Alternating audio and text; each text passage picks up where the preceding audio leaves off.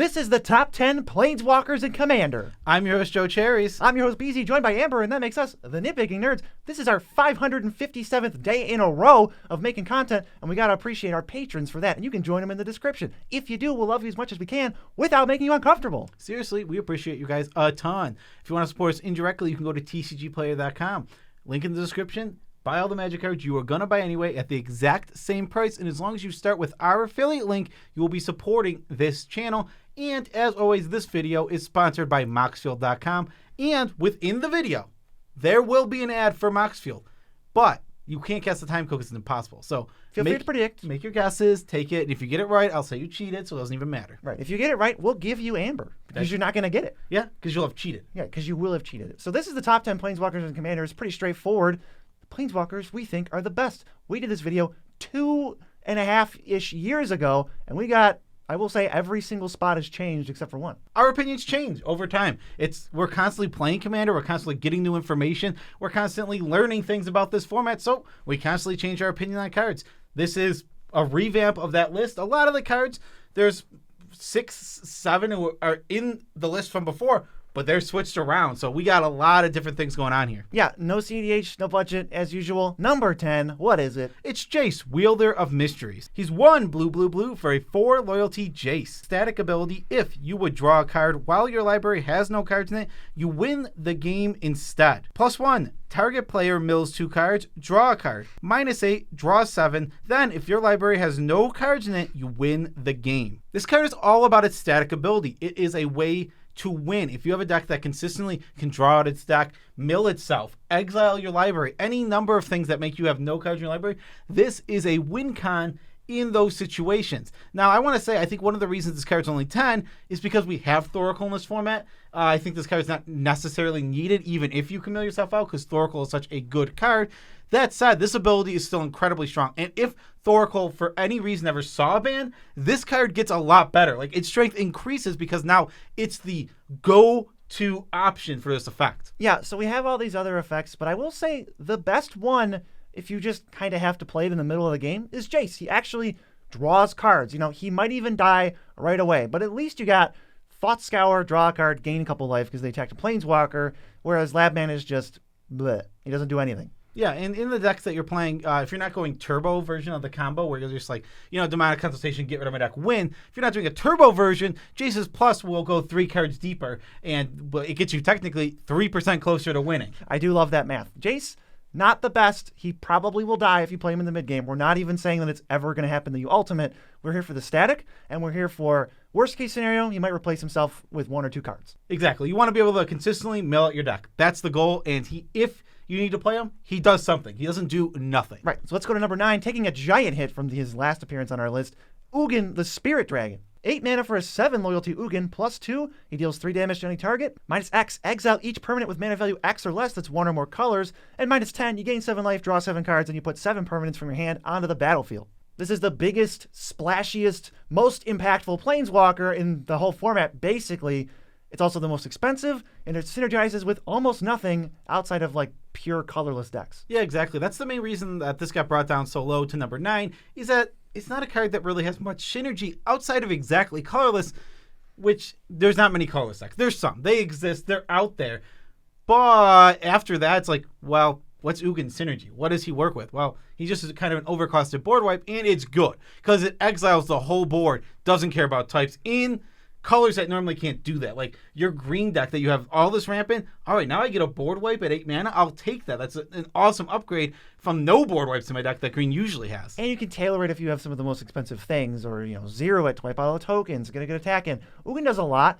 It's just that he's not an auto-include anymore. I know he used to be, back when Fate Reforged was coming out, it was like, go get an Oogen. I'm so lucky I open an Oogen. It's going to go in one of my commander decks. Now, I don't know. He's okay. I don't really play him in a deck unless it's like heavy colorless now. Yeah, exactly. Oogen is a very good Magic card, but doesn't have a lot of synergy with basically anything.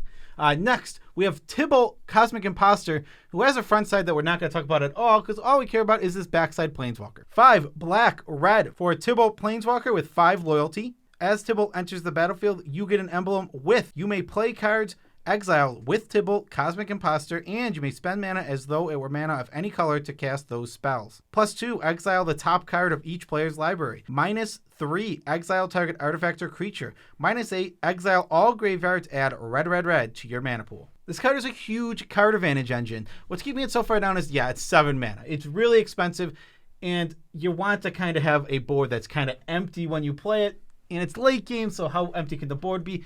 That's the issue. But when you can stick this card, when you can keep it out, when you can remove a threat even, and then it's the only thing on the battlefield, this card's good. If you can ever get 2 pluses out of it, it's an incredible Magic card. It is drawing you essentially 8 cards very strong. Yes, if you're mid-ranging, if you're board wiping frequently, then you kind of got the protection covered and you can afford to play Tibble. Super good with all the snuff outs, deadly relics, maybe even lethal schemes, stuff you can cast for free and just protect him right away. And it's worth noting that this thing has a bailout mode of I'm never going to cast Tibble. It's not going to do anything. I don't see it being impactful on this board. He's just going to die. Play the front half and then steal a creature out of everybody's hands and disrupt them a little bit. It's a bad commander card, but I get to play it. It's it's a nice bonus. Something I really do like about Cosmic Imposter, but Tibble here, is that he's in red. So something really sweet is that you always have Blasphemous Act in your deck with this card. That's the great combo. Is if you can get to 8 mana with Tibble Blasphemous Act it's a ridiculous combo. It really is. You get this Planeswalker that's getting you card advantage, staying around for another turn most likely, unless they have a ton of haste, and then you just plus. All right, I get 8 cards to work with. Now I can protect my Tibble. And you can't undraw those cards. They can't be discarded. They're not going to get shuffled in. They have to restart the game for you to not have access to those cards. Super good, mid-rangey, if a little clunky Planeswalker. It's definitely clunky. I agree. It's just I think Oogen is clunky, but has a big effect. Tibble is clunky, has a big effect. Also, last thing, extremely good with rituals and extremely good as a commander. Yes, agreed. Next, we have Oko, Thief of Crowns, which Beezy's going to read. He's number 7 on the list, and he's 1 green-blue for a 4 loyalty Planeswalker. +2, you make a food token. +1, target artifact or creature loses all abilities and becomes a green elk. That's a 3/3. -5, exchange control of target artifact or creature you control and target creature an opponent controls with power 3 or less. Now, if we're not talking about Commander, not even close. This is the best Planeswalker ever printed if you talk about other formats, one-on-one formats. But in Commander, it is still very good. This is still a really strong card. It still pluses really high right away, comes out early, and nullifies commanders. That is the key on this card, is that you play it, plus it, you nullify a commander. That thing, unless it's flickered, leaves the battlefield in some other way, it's just a 3/3. And that is super powerful. It's already worth it at 3 mana. It's a clunky version of that effect, and it's not the best, but I will take it. It also can't be disenchanted like all the other versions of this effect.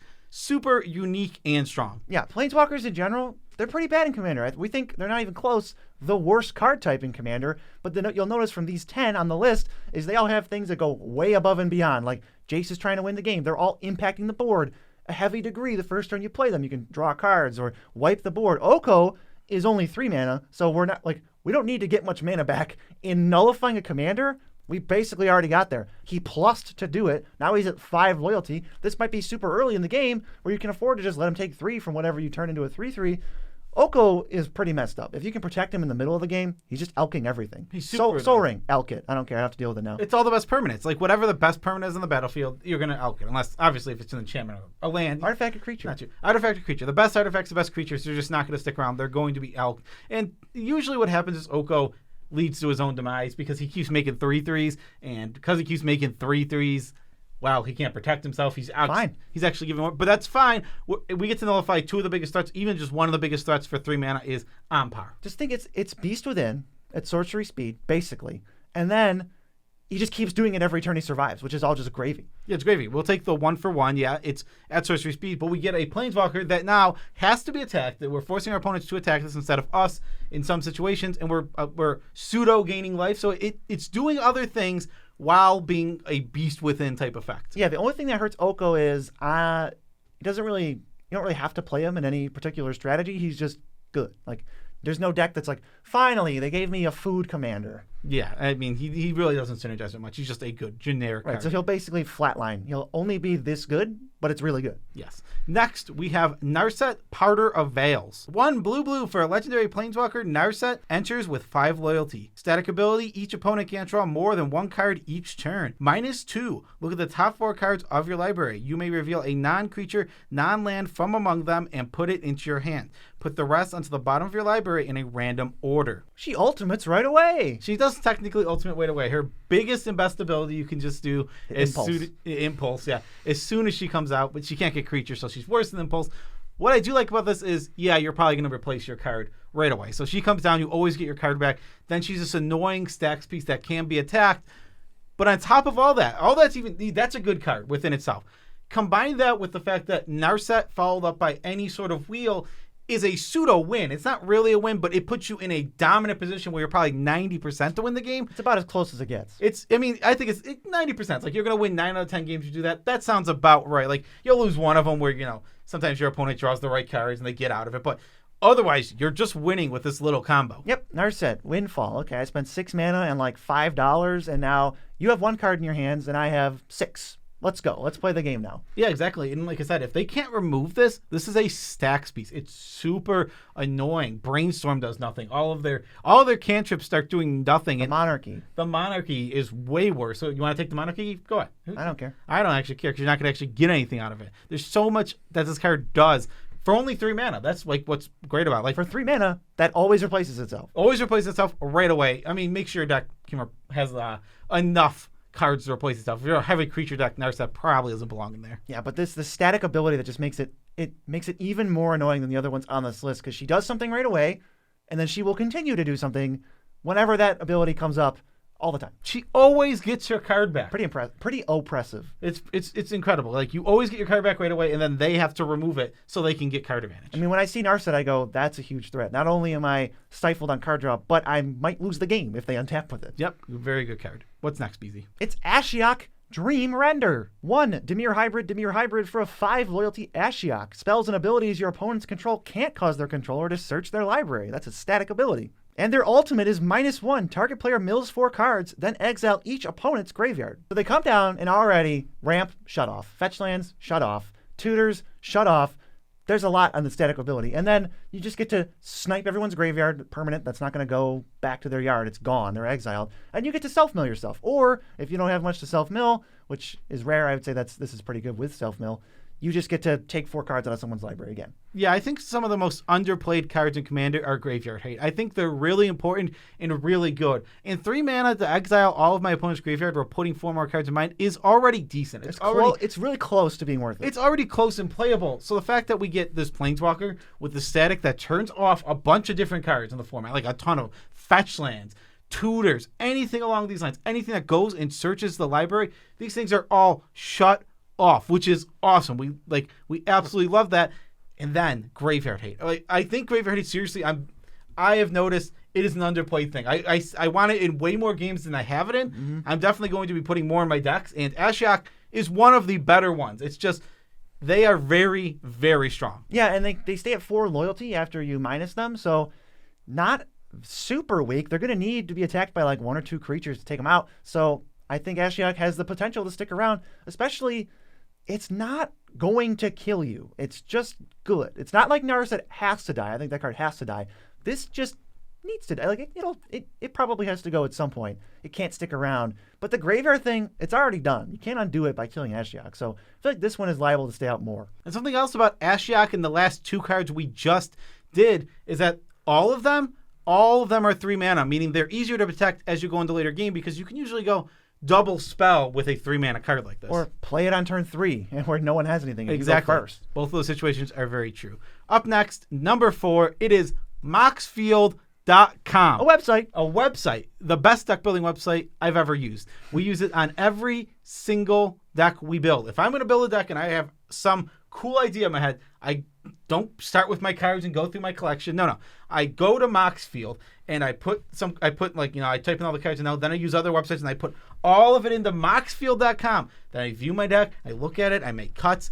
Oh, Moxfield is so good. It's easier to build a deck with Moxfield than your own collection. It's just, we've already theory crafted multiple Dominaria United Legends. We built Shield Red to see what it would look like, to figure out that, hey, maybe we wouldn't really want to play that in real life. That's helpful. Moxfield let us do that in like 20 minutes. And then I built Balmor, and that deck's already together because it was so easy to build on Moxfield. Yeah, if you have a large collection like we do, you absolutely will have an easier time building on Moxfield. I couldn't imagine going through our collection and picking out the cards one by one. Just like, does this work on my deck? Read it. I'll use the search function. Thank you. Yes, I'll use the search function. That'll be much better. So go buy Moxfield.com for $0.00. Yes, it's best purchase you'll ever make. free to use deck building website. What's actually number 4? Well, it's Tessra the Seeker. 3 blue for a legendary planeswalker. Tessra enters with 4 loyalty. +1 untap up to 2 target artifacts. -X. Search your library for an artifact with mana value X or less. Put it onto the battlefield, then shuffle. -5 artifacts you control become artifact creatures with base power toughness 5/5 until end of turn. So with a plus, you can go mana positive depending on what kind of rocks you have out. And with the minus, you can get whatever you want. The thing is about this is no matter what your deck is, even if you're not super artifact centric, you can always -1 get Soul Ring and get 2 of the mana back right away, meaning this is now just a 3 mana planeswalker. And then next turn, you'll get another 2 back, meaning you've paid 1 into this. And if it's still alive, you can make even more mana. You can plus it to untap that Soul Ring now. Or you can it could even be 5 mana, get Thran Dynamo because I know it's going to die. It's like, that's a reasonable thing to do. I'll overpay 1 to get Thran Dynamo on my deck.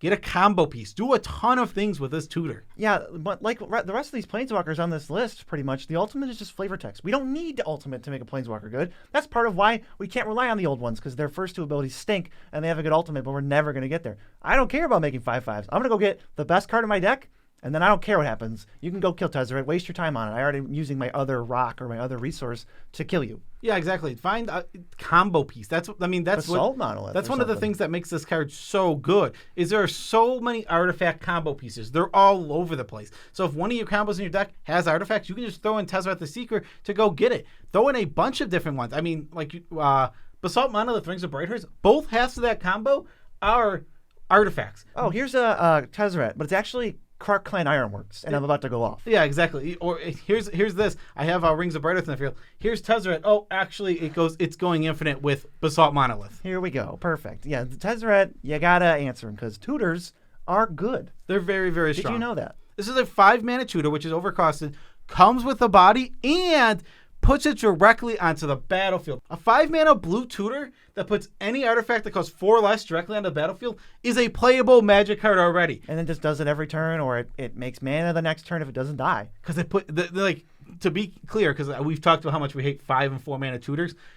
Just to reiterate this right now, this is putting it on the battlefield. This is mana. Cheating mana. That's what makes it so good. Yeah, if I pay 5 mana to tutor a 4-drop in play, that's not a 5 mana spell that I'm casting now, or a 5 mana ability. So Tezzeret, you're going to have to kill Tezzeret, and you're going to have to kill whatever Tezzeret gets because you're going to be in trouble from it. Number 3, we got Dak Faded. He's 1 blue-red for a 3 loyalty deck. +1, target player draws 2 cards, then discards 2 cards. -2, gain control of target artifact. And -6, one of the worst emblems ever. You get an emblem with, whenever you cast a spell that targets 1 or more permanents, gain control of those permanents. So yeah, we're -2ing almost every single time right away because we just steal an artifact for 3 mana. If the artifact costs 2 or more, we're like way mana positive. And if the artifact is like Soul Ring or something, or Mana Crypt, then we're way positive. This card is just that alone.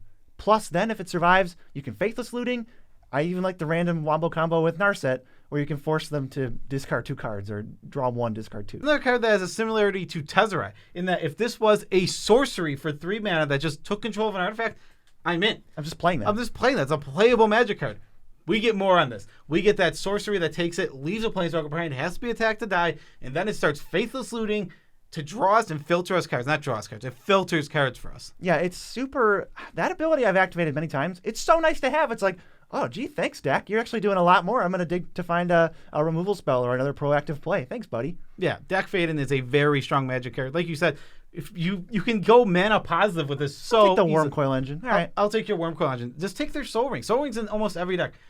I don't know how many games of Commander I've played where there hasn't been at least an artifact on the battlefield at almost all times. Yeah, so I was going to say how there hasn't been a Soul Ring in play, but yeah, there's always an artifact on the battlefield. Yeah, exactly. So Dak Faded always has targets. He's always going to steal something. And even if he's not stealing something you necessarily need, he can break up synergy. You can take their Basalt Monolith. Sure, it's bad for you. It doesn't really do anything. Bad for them, too, now that they don't have it. Exactly. They don't have a Basalt Monolith, so now they can't do their combo. Yeah, Dak Faded, you can basically just play it in any red-blue deck. He doesn't really ask anything of you. And then some decks, I don't know, the Locust God is the first one I randomly thought of. It has more synergy with. Up next at number 2, we have the biggest jump from our last episode, Teferi, Master of Time. 2 blue for a legendary Planeswalker, Teferi. Enters with 3 loyalty. Static ability. You may activate loyalty abilities of Teferi, Master of Time on any player's turn.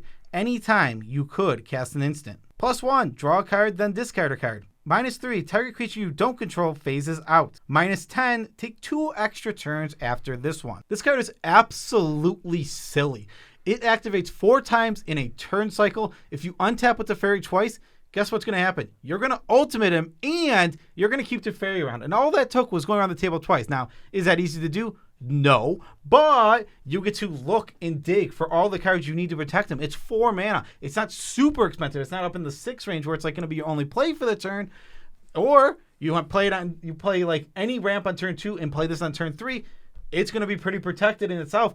Good luck to your opponents. They're going to be using some spot removal on it to go 1-for-1, and you'll already have looted like 3 times by then. Yeah, you play it, it goes to 4 right away. Then it goes to 5, 6, 7. You untap with it once. Now it's at 8. Then it goes 9, 10. And then before the next player can even attack it, you can ultimate if you want and take 2 extra turns, which would be 3 turns in a row. What did you spend? 4 mana? What did you get before you time stretched? You drew 6, discarded 6? If he's going to die also, if he's getting attacked by some 10-10 that can't be blocked, then you just cash him in, lose 3 loyalty instead of all of his loyalty. He stays in play and the creature phases out. Yeah, this is a very silly Magic card because it's not designed for Commander, but the way Commander works makes it super good. There's just so many players, so many turns, meaning you get so many activations before it's ever your turn again. Put in something like Teferi's Ageless Insight in your deck. Okay, all of a sudden this card is card advantage too. Then it's off the chain. Anything where you have discard synergies in your deck, like BZ's Oscar deck. Ooh. BZ's Oscar deck loves Teferi because you plus draw a discard and then play the spell with Oscar. Right, now I'm defending him at instant speed with himself. Like, I don't even know what you're supposed to do at that point. Teferi is, like, I think pretty easily the second best Planeswalker. You can and maybe even just should try to just throw him in a blue deck and see how good he plays. Yeah, exactly. You don't need synergy necessarily to play him. But the cool thing is he does have a lot of synergy with things with graveyard decks, self-mill, that kind of stuff. He works well to fill the yard. Unlike Oko, who's basically just stuck in a flat line of really, really good, Teferi can spike way past that. Because if you're taking advantage of the draw or the discard, then you're just going to bury opponents. You're not going to be time stretched. I don't even know if I want to resolve that. It's over. I'll scoop. Yeah, time stretch is a really hard card to beat. All right. Last but not least, BZ, tell them who it is. It's number 1. It's the best Planeswalker in the format. It's Liliana Dreadhorde General. She's 4 black and starts at 6 loyalty, has a static ability of whenever a creature you control dies, you draw a card. +1, make a 2/2 zombie. -4, each player sacrifices 2 creatures. And -9, each opponent chooses a permanent they control of each permanent type and then sacrifices the rest. So this is probably one of the best ultimates on any Planeswalker, just straight up. It basically ends the game on the spot. They're down to 1 land and 1 creature. And you might still have Liliana in play, I don't know. But also, that static ability is really what we're here for. Yeah, exactly. The static ability is really, really strong. She comes down. She's getting you card advantage right away. You plus her. She gives you fodder to block with to then draw cards with. This card just does it all. I've seen the minus be incredibly good. Sometimes nobody on the board has more than 2 creatures. You minus, and it's a board wipe, leaving you with a Lily. And unless they have haste again, Lily's sticking around so she can plus. You can rebuild your board and protect her again so she'll just draw more cards. And when you minus, you drew 2 cards. You did draw 2 cards because you probably had 2 creatures. This card is just very, very good. A ton of card advantage all over the place. Bodies to protect yourself, like reliably protect yourself. Minus to protect yourself. And an ultimate that is actually, if I can reach it, I will win the game. Like a lot of them are like, if I reach it, I'll be in a great position. If you reach the Lilies, which is doable, she is one of the Planeswalkers that is doable because she'll get you so much card advantage by chump blocking that you'll have the cards to protect her, you win. You just win when you do it. Yeah, one of the things that makes that Liliana possible to ultimate, I think, is Yawgmoth. They basically go in every deck together. They're like two peas in a pod. If you have both of them out, you can, if you untap with them, discard, I win the game. Like, that's a real thing. It's kind of Splinter Twinny, but they're both fantastic by themselves. Liliana, just the fact that her minus, like if she comes down, turn 5, 6, 7, there's a very real chance that you're just getting an 8-for-1 on an ultimate and then stalling the board out of any answer to her. An ultimate. Her -3 is not her ultimate. Well, her minus, whatever. Yeah. That feels like an ultimate when I draw 2 and destroy 6 creatures. Yeah, exactly. Sometimes it's board wipe-esque in a lot of situations. Card is just, all 3 modes are very good, and her static, which is a 4th mode, is also very good. Everything on this card is just incredible. You don't even need a ton of synergy. You just need creatures. I think it's interesting. Teferi kind of is like this generically good card. Liliana, you want creatures that die. Kind of want to have sack outlets in your deck, that sort of thing. So she's not like an auto-include staple, but she's like one of the best cards in these like black creature decks. But even so, like you're saying, as long as you have creatures, I don't even think you necessarily need sack outlets. Yes, it adds to her. Works well. It works well, adds to her power. I don't think you need it. If you're in a black deck and you have a good number of creatures, I'm in. I do just have it in a mid-range deck that doesn't build around it at all. Because it's that strong. And it's pretty good. It's just a strong card. It's also one of the best Planeswalkers to go. Liliana, again, followed up with Blasphemous Act. It's like, this is one of the best Planeswalkers. It's like, now I'll draw 4 cards, the whole board's gone, and I still have a Lily. Yeah, just fantastic. You can't get much better than Lily. But what you can get is another top 10 from us, but in the past. You can see 2 years ago what we thought of the top 10 Planeswalkers were. It's a lot different. See how much our opinions have changed, because we are constantly changing our opinion on Commander. Peace out, Tribe Scouts.